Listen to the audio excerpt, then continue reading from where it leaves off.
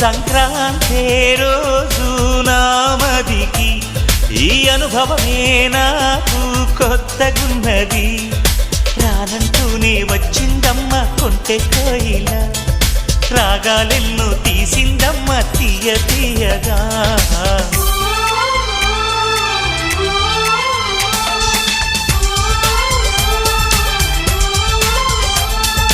గోదారల్లే పొంగే నాలో సంతోషం, గోరింటల్లే పూచే నాలో ఆనందం.